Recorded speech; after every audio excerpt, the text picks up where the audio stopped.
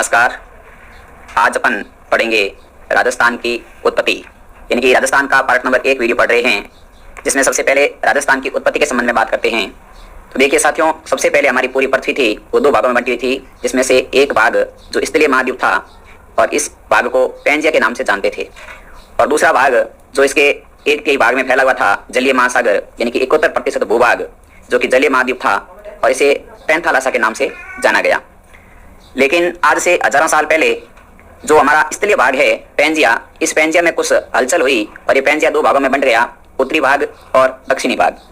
Pangaea का उत्तरी भाग अंगारालैंड कहलाया तथा पैंजिया का दक्षिणी भाग गोंडवानालैंड कहलाया। और इन अंगारालैंड और गोंडवानालैंड के बीच में जो कुछ जलपट्टी, इनकी कुछ जलीय भाग था, उसका नाम 33 सागर रखा गया, जो कि मैंने आपको दर्शाया गया है। 33 सागर या जलीय भाग यही प्रकार की भूसनति थी। अब हमारा यहाँ से संबंध बनता है कि राजस्थान की उत्पत्ति के संबंध में कौन सा कथन सत्य होगा या कौन सा कथन असत्य होगा। यानी कि 3 प्रकार के जो है भाग, एक तो अंगारालैंड, एक गोंडवानालैंड और एक 33 सागर।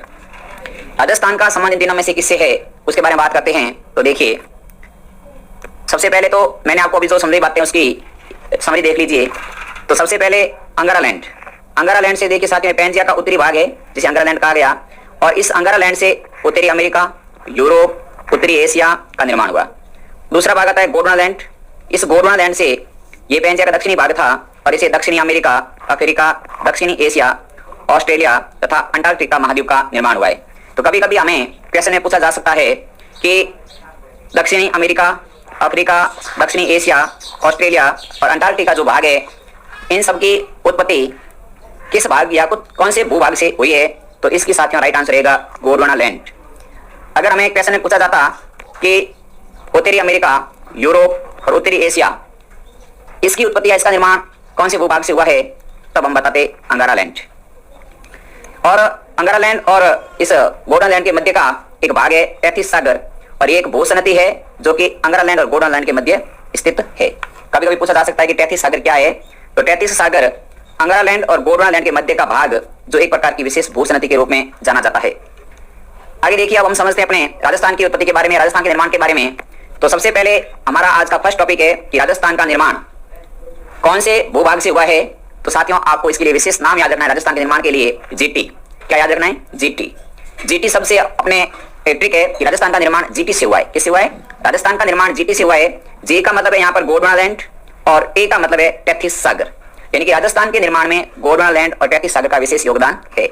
तो पहला क्वेश्चन यहीं से यही बन जाता है कि कौन सा कथन सत्य है, जिसमें लिखा आता है कि राजस्थान का निर्माण गोंडवानालैंड प्लस अंगारालैंड से हुआ है, राजस्थान का निर्माण केवल गोंडवानालैंड से हुआ है, राजस्थान का निर्माण केवल अंगारालैंड से हुआ है, या राजस्थान का निर्माण अंगारालैंड प्लस 33 सागर से हुआ है, या ऑप्शन दे सकता है गोंडवानालैंड प्लस 33 सागर।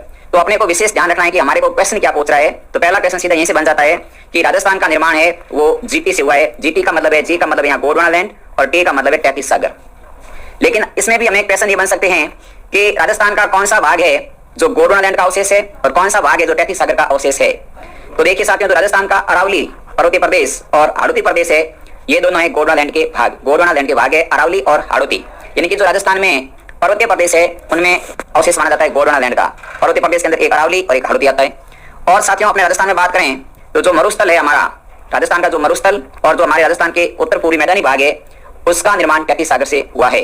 तो यहाँ से विशेष पॉइंट ध्यान रखें कि राजस्थान के मरुस्थल का निर्माण और राजस्थान के मैदानों का निर्माण कौन से भूभाग से हुआ है। तो इसके लिए संबंध रहेगा 33 सागर। अगर हमें पूछा जाता कि अरावली तथा हाड़ौती का निर्माण कौन से भूभाग से, इसका संबंध किससे है, तो इसका संबंध है गोंडवानालैंड से। और यहाँ से 2 क्वेश्चन और बनते हैं, इंपोर्टेंट फैक्ट बनते हैं, 2 क्वेश्चन बनते हैं साथियों, ध्यान रखें। 2 क्वेश्चन बनते हैं कि राजस्थान का सबसे प्राचीनतम भौतिक प्रदेश या भौगोलिक प्रदेश कौन सा है। राजस्थान का सबसे प्राचीनतम या भौगोलिक प्रदेश कौन सा है, तो अपने को बताना है अरावली। अगर आपको पूछे कि राजस्थान का सबसे नवीनतम भौतिक प्रदेश कौन सा है, तो अपने को बताना है मैदानी भाग, पूर्वी मैदानी भाग। यानी कि यहाँ से 2 इंपोर्टेंट क्वेश्चन जो कि हर बार एग्जाम में आते हैं। राजस्थान का क्या साथियों, भारत का भी पूछे अगर बहुत प्राचीनतम भौतिक प्रदेश तो उसमें अरावली शामिल है, लेकिन राजस्थान के संबंध पूछा जाता है राजस्थान का सबसे प्राचीनतम भौतिक प्रदेश कौन सा है, तब आपको बताना है यहाँ पर, वो बताना है अरावली को। और अगर आपको पूछे कि राजस्थान का नवीनतम भौगोलिक प्रदेश कौन सा है, तब आपको बताना है मैदान को। ये ध्यान रखना विशेष पॉइंट। इसके बाद देखिए, अगला हमारा पॉइंट है कि जो अरावली और हाड़ौती का प्रदेश है, ये राजस्थान, भारत के संबंध में पूछा जाता है कभी कभी कि हमें भारत के संबंध पूछता है कि अरावली और हाड़ौती भारत के कौन से प्रायद्वीपीय पठार का हिस्सा है, यानी कि कौन से भाग का हिस्सा है। अरावली और हाड़ौती भारत के कौन से भौगोलिक भाग का हिस्सा है, तो प्रायद्वीपीय पठार का हिस्सा है। भारत के जो प्रायद्वीपीय पठार है उनका हिस्सा है अरावली और हाड़ौती।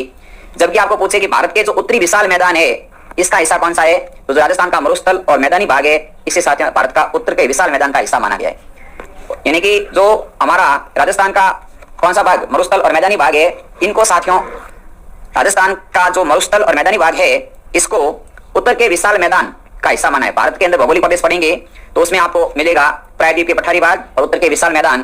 तो प्रायद्वीपीय पठारी भाग के अंदर तो आपको अरावली और हाड़ौती को याद रखना है राजस्थान का, और उत्तर के विशाल मैदान में राजस्थान का मरुस्थल और मैदानी भाग को इसका हिस्सा याद रखना है। तो ये राजस्थान के निर्माण के संबंध में एक छोटा सा पॉइंट था। इसके बाद अपन पढ़ते हैं अगला पॉइंट, जिसमें पढ़ते हैं राजस्थान की स्थिति एवं विस्तार, यानी कि हमारे राजस्थान की स्थिति क्या है और इसका विस्तार कहां से कहां तक है, इसकी आकृति कैसी है, कौन से अक्षांशों के मध्य स्थित है, कौन से देशांतरों के मध्य स्थित है। तो राजस्थान की स्थिति में हम पढ़ेंगे साथियों इंपॉर्टेंट पॉइंट, राजस्थान की जब स्थिति पढ़ेंगे तो स्थिति में हमें पढ़ना है राजस्थान के अक्षांशीय विस्तार और राजस्थान के देशांतरीय विस्तार। जबकि हम दूसरा पॉइंट पढ़ेंगे राजस्थान का विस्तार, तो विस्तार के अंदर हमें क्षेत्रफल पढ़ना है, राजस्थान की आकृति पढ़नी है और राजस्थान की सीमाएं पढ़नी है। तो सबसे पहले अभी हम पढ़ते हैं पहला पॉइंट हमारा कि राजस्थान की स्थिति, इनकी राजस्थान की स्थिति क्या है। स्थिति के बारे में बात करें तो देखिएगा राजस्थान की स्थिति में हम दो पॉइंट पढ़ेंगे, एक तो राजस्थान की अक्षांशीय स्थिति और एक राजस्थान की देशांतरीय स्थिति। अगर हम अक्षांश में बात करें तो देखिए साथियों हमारा जो ये पूरा है ग्लोब है या पूरी पृथ्वी की माने तो पूरी पृथ्वी के अंदर जो भूमध्य रेखा है इस भूमध्य रेखा के उत्तरी गोलार्ध में स्थित है। तो राजस्थान ग्लोब के अंदर उत्तरी गोलार्ध में स्थित है। दूसरा देशांतर के हिसाब से देखें तो राजस्थान पूरे ग्लोब के अंदर पूर्वी गोलार्ध में स्थित है। तो राजस्थान की स्थिति की बात करें यहाँ से ग्लोब के हिसाब से तो राजस्थान उत्तरी पूर्वी गोलार्ध में स्थित है। तो कॉमन शब्द यहाँ से याद रखना है उत्तरी पूर्वी, यानी राजस्थान की स्थिति कौन सी है ग्लोब के अंदर, तो ग्लोब में राजस्थान की स्थिति है उत्तरी पूर्वी गोलार्ध। कौन सी, उत्तरी पूर्वी गोलार्ध। ठीक है, इसके बाद देखिए अपन एक एक पॉइंट की बात करते हैं कि अक्षांश में क्या है, देशांतर में क्या है, सबकी बात करते हैं। तो देखिए यहाँ पर कि राजस्थान की स्थिति अक्षांश और देशांतरों के अनुसार अपने को पूछी जाती है कि राजस्थान की स्थिति अक्षांश और देशांतर के अनुसार कौन सी है, तो उत्तर पूर्वी गोलार्ध या उत्तर पूर्व। केवल अक्षांश और देशांतर के अनुसार पूछेंगे तब आपको कौन सी बतानी है, उत्तर पूर्व। अगर आपको पूछा जाता कि राजस्थान की भारत में स्थिति क्या है, इनकी भारत में देखें, भारत के मानचित्र में देखें तो राजस्थान कौन सी दिशा में स्थित है, तो भारत के मानचित्र में राजस्थान उत्तर पश्चिम दिशा में स्थित है। कौन सी दिशा में स्थित है, तो राजस्थान में भारत में राजस्थान की बात करें तो भारत में राजस्थान की दिशा उत्तर पश्चिम दिशा रहती है। इसके बाद अपन बात करेंगे कि राजस्थान का अक्षांशीय विस्तार, बहुत इंपॉर्टेंट पॉइंट, राजस्थान का अक्षांशीय विस्तार। इसमें देखिए साथियों मैं आपको बताना चाहूंगा अक्षांशीय रेखाएं यानी कि जो उत्तर पश्चिम से या पश्चिम दिशा से साथियों पूर्व की ओर की बात होती है तब तो हम देशांतर रेखाओं को बात करते हैं। जब दक्षिण से उत्तर की बात होती है तब हम अक्षांश रेखाओं की बात करते हैं। यानी कि राजस्थान के दक्षिण बिंदु से उत्तर बिंदु की ओर, दक्षिण बिंदु से उत्तर बिंदु की ओर बात करेंगे तब हम बात करेंगे अक्षांशीय रेखाओं की। और आपको यहाँ से इंपॉर्टेंट पॉइंट याद रखने हैं कि राजस्थान का अक्षांशीय विस्तार है वो 23 डिग्री 3 मिनट उत्तरी अक्षांश, एनएल का मतलब यहाँ पर उत्तरी अक्षांश, 23 डिग्री 3 मिनट उत्तरी अक्षांश से 30 डिग्री 12 मिनट उत्तरी अक्षांश के बीच में। यानी कि राजस्थान का जो अक्षांशीय विस्तार है वो 23 डिग्री 3 मिनट से 30 डिग्री 12 मिनट के मध्य स्थित है राजस्थान। अगर आपको यहाँ से पूछा जाता है कि राजस्थान का दक्षिणतम बिंदु या जो ये 23 डिग्री 3 मिनट है ये राजस्थान का कौन सा भाग है यहाँ पर, तो ये साथियों बोरकुंड स्थान, जिला पुचे तो बांसवाड़ा और दूरी दक्षिण से, यानी कि कौन सा दिशा है इसकी, दक्षिण। यानी कि ये जो 23 डिग्री 3 मिनट उत्तरी अक्षांश है, 23 डिग्री 3 मिनट जो उत्तरी अक्षांश है ये बोरकुंड बांसवाड़ा का, बांसवाड़ा जिले का बोरकुंड स्थान है। और इसी प्रकार अगर राजस्थान का उत्तरतम बिंदु पूछे, राजस्थान का उत्तरतम बिंदु पूछे तो आपको बताना है कोना गांव गंगानगर, ये राजस्थान का उत्तरतम बिंदु है, यानी कि 30 डिग्री 12 मिनट उत्तरी अक्षांश वाला पॉइंट। क्योंकि अपने को यहां से पूछा जा सकता है कि राजस्थान का, अगर आपको पूछे राजस्थान का दक्षिणतम बिंदु तब आपको बताना है बोरकुंड बांसवाड़ा, और राजस्थान का उत्तरतम बिंदु पूछे तो कोना गांव श्री गंगानगर। और राजस्थान का अक्षांशीय विस्तार पूछे तो 23 डिग्री 3 मिनट उत्तरी अक्षांश से 30 डिग्री 12 मिनट उत्तरी अक्षांश के मध्य। और आपको यहां से क्वेश्चन पूछा जाता है कि राजस्थान की दक्षिण से उत्तर या उत्तर से दक्षिण के बीच की दूरी कितनी है, तो ये आपको विशेष पॉइंट याद रखना है कि राजस्थान की उत्तर से दक्षिण और दक्षिण से उत्तर के बीच की दूरी 826 किलोमीटर है। मतलब कि साथियों आपको पूछा जाए कि बोरकुंड गांव बांसवाड़ा से कोना गांव गंगानगर के बीच की सीधी दूरी, बोरकुंड गांव बांसवाड़ा से कोना गांव गंगानगर, यानी कि ये जो सीधी दूरी है ये कितनी है, तो ये आपको बतानी है 826 किलोमीटर। कितनी दूरी है ये? 826 किलोमीटर। बोरकुंड गांव बांसवाड़ा से कोणा गांव गंगानगर के बीच की दूरी। इसके बाद देखिए, इसके बारे में अपन एक एक पॉइंट की बात करें तो यहां से आपको विशेष पॉइंट बन सकता है कि राजस्थान कुल कितने अक्षांशों के मध्य स्थित है। तो अक्षांशों में राजस्थान का विस्तार, यानी राजस्थान का विस्तार कुल कितने अक्षांशों में है, तो आपको बताना है 7 डिग्री 9 मिनट, यानी कि 7 डिग्री 9 मिनट कुल अक्षांश है जो कि राजस्थान इसके बीच में स्थित है। राजस्थान का अक्षांशीय विस्तार, कुल अक्षांशीय विस्तार तो 7 डिग्री 9 मिनट है। दूसरा आपको पूछे कि राजस्थान में 23.5 डिग्री उत्तरी अक्षांश या 23 डिग्री 30 मिनट उत्तरी अक्षांश जो रेखा है जिसका नाम है कर्क रेखा, यह राजस्थान के कौन से जिले से गुजरती है। और आपको यहां से पूछे कि इसके नजदीक स्थान कौन सा है, नजदीक शहर कौन सा है, इसकी लंबाई राजस्थान में कितनी है। इनकी कर्क रेखा की बात करें तो साथियों इसे कहते हैं उत्तरी अनंत, और यह राजस्थान के बांसवाड़ा जिले के मध्य में से गुजरती है और डूंगरपुर की यह सीमा बनाती है।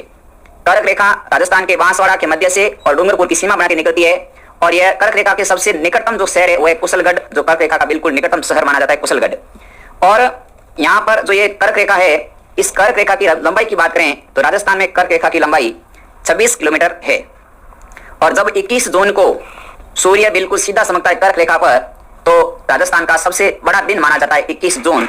और 21 जून को कर्क रेखा पर सूर्य बिल्कुल सीधा चमकने के कारण यहाँ पर दिन की अवधि होती है 13 घंटे 27 मिनट। तो राजस्थान के अंदर सबसे बड़ा दिन कौन सा है, तो 21 जून। और 21 जून की अवधि पूछे तो 21 जून के दिन राजस्थान की अवधि 13 घंटे 27 मिनट की होती है। इसे कर्क रेखा के नाम से जाना जाता है, और कर्क रेखा भारत के कुल 8 राज्यों से गुजरती है। तो ये 21 जून सबसे बड़ा दिन होने के कारण यहाँ पर अलग अलग जो फैक्ट मैं बता देता हूँ आगे कि इसके लिए कौन सा दिवस मनाया जाता है। तो देखिए, इसमें बात करते हैं अपन 21 जून की। तो 21 जून राजस्थान और उत्तरी गोलार्ध का सबसे बड़ा दिन है। खाली राजस्थान का ही नहीं, जो उत्तरी गोलार्ध है पूरा का पूरा, उस उत्तरी गोलार्ध के अंदर 21 जून को सबसे बड़ा दिन मानते हैं और इसे कर्क संक्रांति के नाम से जानते हैं। और 21 जून के दिन सर्वप्रथम 2015 में अंतर्राष्ट्रीय योग दिवस का दर्जा दिया गया। 21 जून को 2015 में अंतर्राष्ट्रीय योग दिवस का दर्जा दिया गया। और 2018 में राजस्थान के अंदर कोटा में जो है वो भारत में वन अनुसंधान केंद्र देहरादून, जो कि योग संस्थान के रूप में इसकी स्थापना की गई। आगे देखिए, बात करते हैं इसके बाद अपन राजस्थान के देशांतरीय विस्तार, अक्षांशीय विस्तार की बात की अपन ने तो राजस्थान साथियों 23 डिग्री 3 मिनट उत्तरी अक्षांश से 30 डिग्री 12 मिनट उत्तरी अक्षांश तक स्थित था। वहीं उत्तरी अक्षांश अपना कोणा गांव गंगानगर, दक्षिणी अक्षांश बोरकुंड गांव बांसवाड़ा। इसी प्रकार इनके बीच की दूरी की बात की तो 826 किलोमीटर। तो इसी प्रकार हम देशांतरीय की बात करेंगे तो राजस्थान का देशांतरीय विस्तार कितना है, तो देशांतरीय विस्तार 69 डिग्री 30 मिनट पूर्वी देशांतर से 78 डिग्री 17 मिनट पूर्वी देशांतर के मध्य स्थित है। इनकी राजस्थान का देशांतरीय विस्तार साथियों पूछे तो देशांतरीय विस्तार बताना है 69 डिग्री 30 मिनट पूर्वी देशांतर से 78 डिग्री 17 मिनट पूर्वी देशांतर। फिर आपको स्थान पूछे तो जो 69 डिग्री 30 मिनट है ये अपना कटरा गांव सम तहसील जैसलमेर जिला, यानी कि जो राजस्थान का सबसे पश्चिमतम बिंदु माना जाता है, राजस्थान का सबसे पश्चिमतम बिंदु माना जाता है, उस बिंदु का मान है 69 डिग्री 30 मिनट। और यह स्थान कटरा गांव सम तहसील जिला जैसलमेर का है और इसे राजस्थान का पश्चिमतम बिंदु मानते हैं। तो पूछे आपको राजस्थान का पश्चिमतम बिंदु कौन सा है, तब आपको बताना है कटरा गांव सम जैसलमेर। और पूर्वी देशांतर में इसकी बात करें तो यह 69 डिग्री 30 मिनट पूर्वी देशांतर इसका देशांतरीय मान रहेगा। इसी प्रकार राजस्थान का पश्चिमतम बिंदु था ये, तो इसी प्रकार राजस्थान का पूर्व बिंदु पूछे कि राजस्थान का सबसे पूर्वतम बिंदु कौन सा है, तो वो है साथियों अपना 78 डिग्री 17 मिनट सिलाना गांव धौलपुर, यानी कि सिलाना गांव धौलपुर जो कि राजस्थान का सबसे पूर्वतम बिंदु माना जाता है।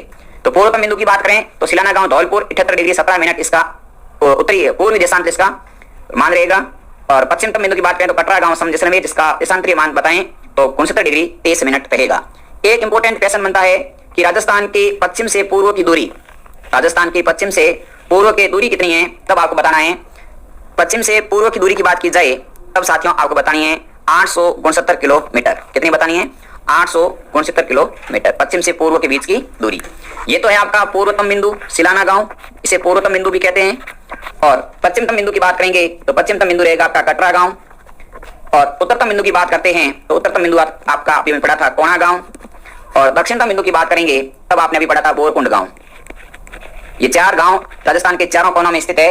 और अगर आपको पूछे कि इस कोणा गांव से बोरकुंड गांव के बीच की दूरी कितनी, तब आपको बतानी है 826 किलोमीटर। अगर आपको पूछे कि इस कटरा गांव से सिलाना गांव के बीच की दूरी कितनी, तब आपको बतानी है 869 किलोमीटर। यहाँ पर आपका कोना गांव का जो अक्षांशीय विस्तार है वो आपका रहेगा 30 डिग्री 12 मिनट उत्तरी अक्षांश, और बोरकुंड गांव बांसवाड़ा का पूछेंगे तो 23 डिग्री 3 मिनट उत्तरी अक्षांश रहेगा। पूर्वतम बिंदु सिलाना गांव का पूछेगा, पूर्वतम बिंदु का तब आपको बताना है 78 डिग्री 17 मिनट पूर्वी देशांतर, और पश्चिम बिंदु कटरा गांव का पूछे तब आपको बताना है 69 डिग्री 30 मिनट पूर्वी देशांतर। ये पॉइंट है जो कि अक्षांशीय और देशांतरीय विस्तार को लेकर के थे। आगे देखिए, अगले कुछ इंपोर्टेंट फैक्ट यहाँ भी आपको पूछे जाते हैं कि राजस्थान का कुल देशांतरीय विस्तार कितना है। राजस्थान का कुल देशांतरीय विस्तार कितना है, तो आपको बताना है 8 डिग्री 47 मिनट। राजस्थान का कुल देशांतरीय विस्तार कितना है, तब आपको बताना है 8 डिग्री 47 मिनट। और अगर आपको पूछा जाता कि राजस्थान का कुल अक्षांशीय विस्तार कितना है, तब आपको बताना था 7 डिग्री 9 मिनट। अक्षांशीय है 7 डिग्री 9 मिनट और देशांतरीय 8 डिग्री 47 मिनट। देशांतरीय विस्तार ज्यादा है, अक्षांशीय विस्तार कम है। फिर आपको एक इंपोर्टेंट फैक्ट के रूप में पॉइंट पूछा जाता है, राजस्थान का मध्य गांव कौन सा है, मिड विलेज कौन सा है। तो मध्य गांव पूछे तब आपको बताना है साथियों लापोलाई। लापोलाई गांव ये भी नागौर में ही है, और जिला पूछे तब आपको बताना है नागौर। लापोलाई गांव और जिला पूछे तो जिला है नागौर। लेकिन साथियों एक क्वेश्चन और इसमें बन सकता है वर्तमान में कि राजस्थान का सबसे मध्यतम गांव कौन सा है। तो आपको इंपोर्टेंट फैक्ट याद करके रखना है। अगर आपको पूछे सैटेलाइट के अनुसार, क्या पूछे कि सैटेलाइट के अनुसार राजस्थान का मध्यतम गांव या मध्यतम स्थान कौन सा है, तो सैटेलाइट के अनुसार पूछे तब आपको गांव का नाम बताना है गगराना। क्या बताना है, गगराना, और ये भी नागौर के अंदर है। तो मध्य गांव सैटेलाइट के अनुसार पूछे तो गगराना। अगर आपको गगराना ऑप्शन में नहीं मिल रहा है तो लापोलाई, और जिला दोनों का नागौर रहेगा, और जिले का नाम पूछे तो नागौर जिला राजस्थान के मध्यतम स्थित है। क्योंकि यहाँ पर देखो लिखा हुआ है अगला पॉइंट कि सैटेलाइट के अनुसार राजस्थान का मध्यतम गांव कौन सा माना जाता है, तो वो माना जाता है गगराना। कौन सा गांव, गगराना, और ये भी नागौर में है। फिर आपको पूछा जाता है देशांतर रेखाओं को समय एवं तिथि रेखा भी कहते हैं।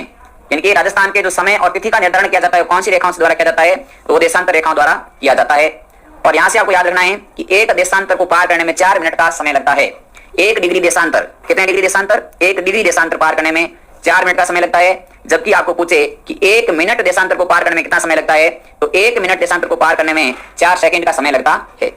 और इसी प्रकार अगर हमें पूछे कि राजस्थान के पश्चिमतम बिंदु कटरा गांव से पूर्वतम बिंदु सिलाना गांव तक जाने में समय का अंतर कितना आता है, तो धौलपुर से जब हम जैसलमेर की ओर आते हैं या जाते हैं तो हमें समय के अंतराल में 35 मिनट 8 सेकंड का अंतर देखने को मिलता है।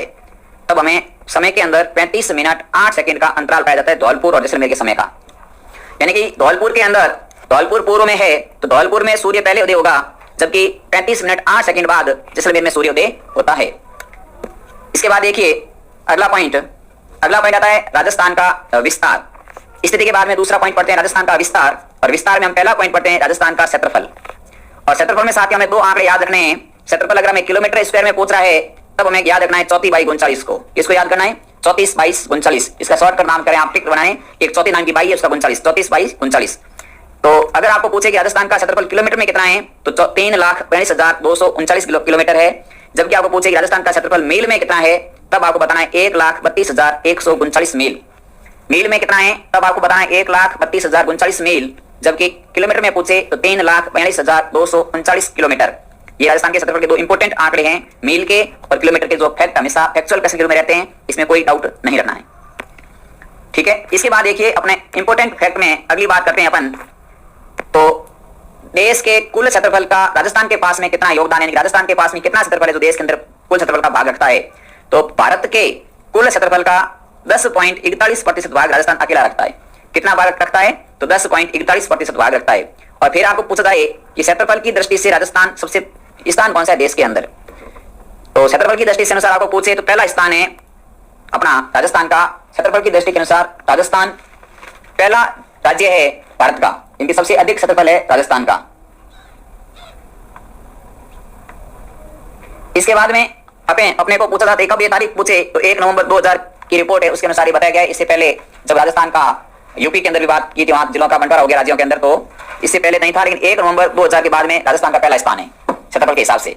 अब आपको यहाँ से कुछ इंपोर्टेंट फैक्ट याद रखने हैं राजस्थान के जिलों के बारे में। तो राजस्थान के क्षेत्रफल के हिसाब से इंपोर्टेंट जिले पूछे जाते हैं कि बड़े जिले कौन से हैं। तो बड़े जिलों के लिए आपको याद करना है JBBJ, और छोटे जिलों के लिए आपको 3 बार डीपी चेंज करनी है। छोटे जिलों के लिए आपको 3 बार डीपी चेंज करनी है, और बड़े जिलों के लिए आपको JBBJ का नारा देना है, JBBJ। तो राजस्थान के 4 बड़े जिले JBBJ में पहला J आता है जैसलमेर, दूसरा B आएगा बीकानेर, फिर B का मतलब है बाड़मेर, और फिर J का मतलब है जोधपुर। यानी कि राजस्थान के सबसे बड़े जिले बड़े जिलों में पहला जिला सबसे अधिक बड़ा या सबसे इंपोर्टेंट जैसलमेर। जैसलमेर के बाद में दूसरा जैसलमेर से छोटा जिला आता है जस्ट बीकानेर। बीकानेर से थोड़ा छोटा है बाड़मेर, और बाड़मेर के बाद में आता है जोधपुर। आपको जैसलमेर के फैक्ट याद करने हो तो जैसलमेर जिले का क्षेत्रफल है आपके पास वो है 38,401 किलोमीटर स्क्वायर। जैसलमेर जिले का क्षेत्रफल कितना है तो 38,401 किलोमीटर। अगर आपको बीकानेर की बात करनी हो कि बीकानेर का क्षेत्रफल पूछे कितना, तो बीकानेर का क्षेत्रफल है आपके 30,239 किलोमीटर, 30,239 किलोमीटर स्क्वायर। अगर आपको बाड़मेर की बात करनी हो तो बाड़मेर का क्षेत्रफल आता है 28,387 किलोमीटर। बाड़मेर का क्षेत्रफल है 28,387 किलोमीटर स्क्वायर।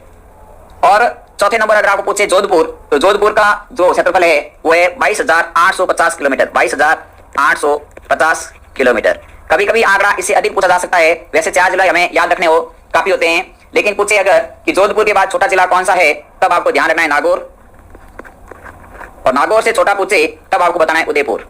तो ये राजस्थान के 6 जिले हो गए जो कि क्षेत्रफल की दृष्टि से बड़े जिलों में आते हैं। सबसे बड़ा जैसलमेर, उससे छोटा बीकानेर, बीकानेर से छोटा बाड़मेर, बाड़मेर से छोटा जोधपुर, उसके बाद नागौर और उसके बाद उदयपुर। और नागौर की बात करें तो 17,718 किलोमीटर स्क्वायर क्षेत्रफल हो जाएगा।